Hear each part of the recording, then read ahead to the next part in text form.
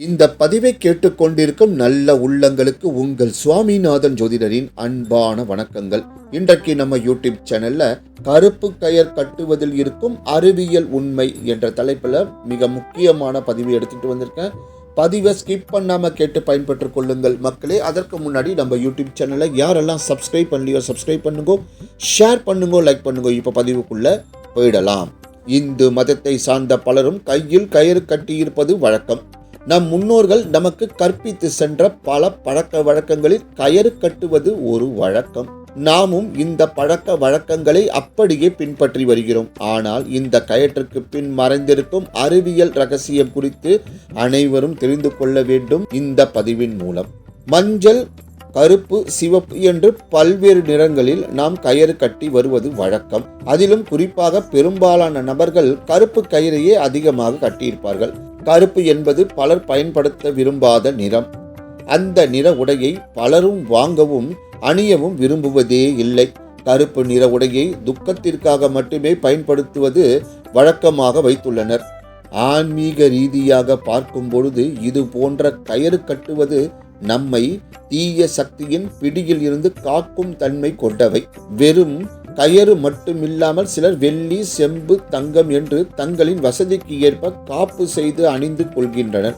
இதுவும் நம்மை காக்கும் ஒரு கவசமாக தான் செயல்படுகின்றது. இதை தவிர பட்டு, தர்பை, அருகம்புல் போன்ற மூன்றையும் கயிறாக திரித்து கையில் அணிந்து கொள்வதன் மூலமாகவும் நாம் சிறப்பான பலனை பெற்றுக் கொள்ள முடியும்.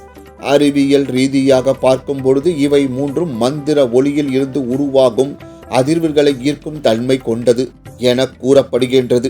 அதனால் இத்தகைய கயிறை நாம் கையில் கட்டி கொண்டு மந்திரத்தை உச்சரிப்பதன் மூலமாக அந்த மந்திரத்திற்கான முழு பலன்களையும் நம்மால் பெற முடியும்.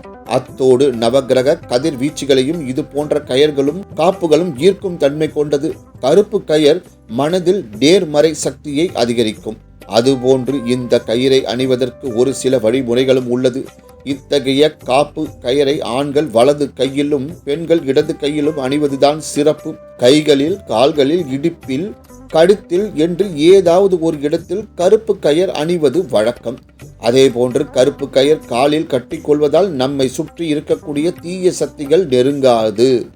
அது மட்டுமின்றி நம் எதிரிகள் அல்லது நம் வளர்ச்சி பிடிக்காதவர்களால் வைக்கப்படும் செய்வினை, பில்லி, சூன்யம் போன்ற துஷ்ட சக்திகளிலிருந்து காக்கும். சிலரின் கெடுபலன் தரக்கூடிய கண் திருஷ்டி அண்டாது. அது மட்டுமல்லாமல் சனி பகவானின் கெடுபலன் பார்வை வேகத்தை இந்த கருப்பு கயிர் கட்டுப்படுத்துவதோடு குறைக்கின்றது.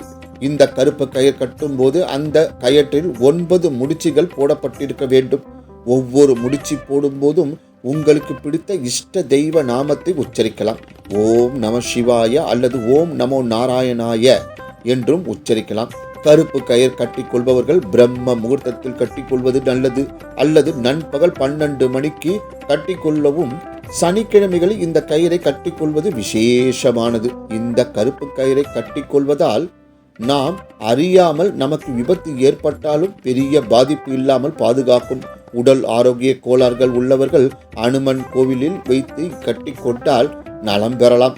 6 மாதங்களுக்கு ஒரு முறை இந்த கயிறை கயற்றி நீர் நிலைகளில் போட்டு புதிய கயிறை அணிந்து விட வேண்டும். ஆகவே மக்களே, கருப்பு கயிர் கட்டுவதில் இருக்கும் அறிவியல் உண்மைகளை இந்த பதிவின் மூலம் தெரிந்து கொண்டோம். நன்றி, வணக்கம், வாழ்க வளமுடன்.